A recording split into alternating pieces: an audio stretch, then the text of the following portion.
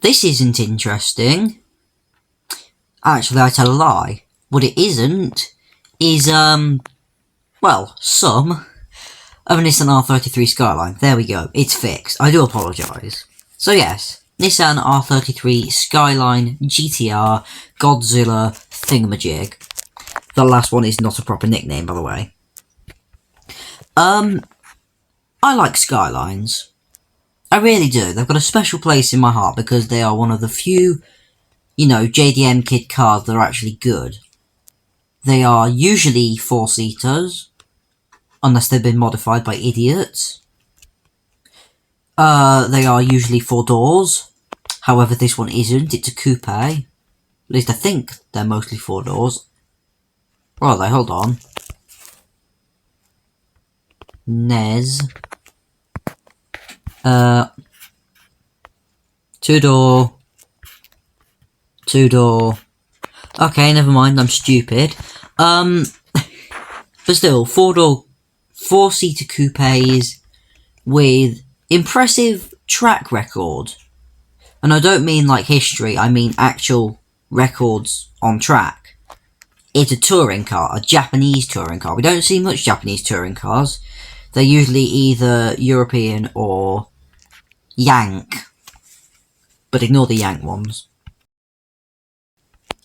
No, but this one's different. This one actually gained a lot of respect in the Japanese touring car community after completely dominating back in the 1990s. Which, if you're getting your entire sport dominated, I think your car deserves a little bit of respect. Which earned it the nickname of Godzilla. And like Godzilla the song, or at least the last verse anyway, it's fast. These things are essentially 4-seater supercars. So, very much impressive then, but not like a lot of kids you will see online claiming that they are 1,000 horsepower standard, 2,000 horsepower standard, 3,000 horsepower standard. They're not that. They're supposed to be around 276 horsepower standard, thanks to a gentleman's agreement back in Japan in the 1990s. A gentleman's agreement which has been, by many, given the middle finger to. Now, R32 GTRs are very expensive. R34 GTRs are even more expensive. R33 GTRs aren't so expensive. They're still expensive, seriously expensive, ridiculously expensive in fact. But they aren't as ridiculously expensive, they're just expensive. Hey, it's the little wins that count. No comment. Anyway, sorry. One of the more interesting things about this car is it's a rare example of a car in CDT which has the steering wheel on the wrong side. By which I mean, for me, the steering wheel on the right side. Get it? Because it's actually on the right side. Right-hand drive. Never mind, yeah, it's for countries that drive on the left. Correct side of the road. Actually, no, why do I say correct side of the road? We really need to move over to the other side of driving on the road in the UK. I feel like we're just being different for the sake of being different, and quite frankly, I do not want to end up doing that, because that just makes us American. Sod the Americans. Anyway, sod is not something that you should do to this car, because it's just such a cool thing. I really like it. It's petite, but powerful. Because, this appears to be a very small coupe. It's a mini saloon, and a sports saloon. But it also packs a mighty punch, just like many short people, especially if you say they're short. Yes, we are doing short jokes in this video. Blimey, that was lag. Blooming heck. So, that's just really cool. I do like the GTRs a lot. Unfortunately, thanks to Fast and Furious and their stupid, tuned, insane amount of horsepower Skylines, they have pretty much been ruined. But if you find a base car, they are still actually really impressive. They've also got active 4-wheel drive, so if they're rear-wheel drive for when you want to have fun, and they're all-wheel drive, they will change to all-wheel drive automatically if you're about to die, so that you don't actually end up dying. Very helpful. It's a zippy car. If you get what I mean, like... Oh, this is going to be one of those things that it's going to take me the entire segment to explain, isn't it? Oh well, here we go. It's fast, but like, not fast as a, big supercar accelerating up to 200 miles an hour as quick as possible, big, flamboyant, rah.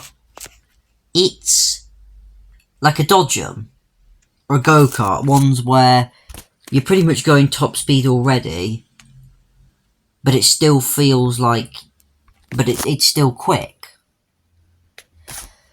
I'm really bad at explaining things. Anyway, point is, it's quick.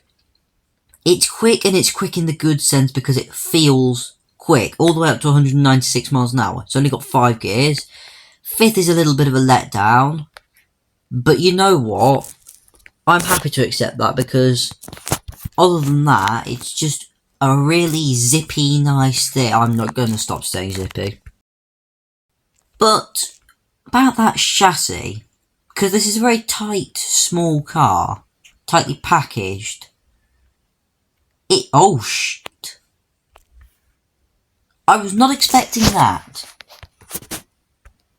That's interesting.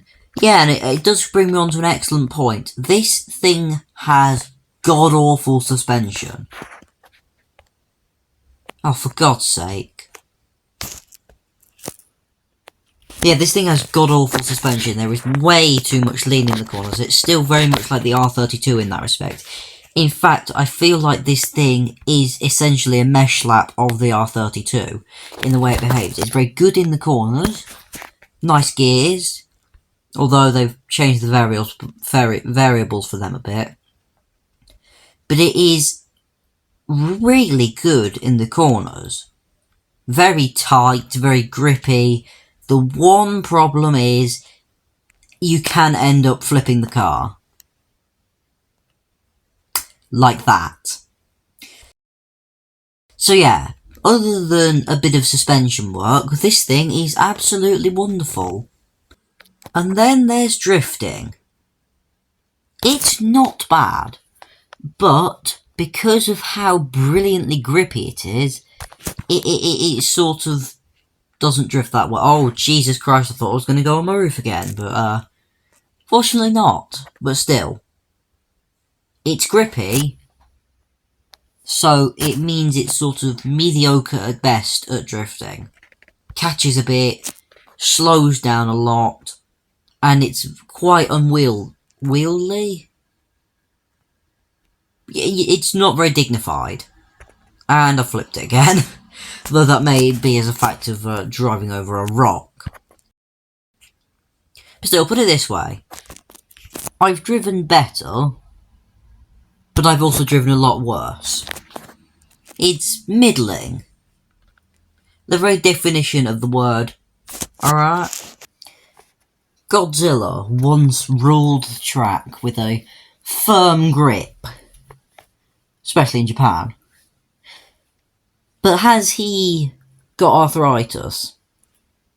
Has his grip loosened? Let's find out with this prime R33 tuned up with, added brakes, added acceleration, added engine shit. Stuff. Let's find out, shall we? Here we go. Hopefully, it won't suddenly turn Australian in the middle of the lap, but, you never know. That wouldn't be very bonza, would it? Okay, you do reach the limit of grip, but it doesn't try to go over the edge, per se. It just stays there, refuses to go any further. There we go, that was nice. Good. Lines. Smooth. Easy to drive. I did accidentally turn in too early there, that's my bad. Probably ought to pick up the pace a little bit, but all in all, 43.2.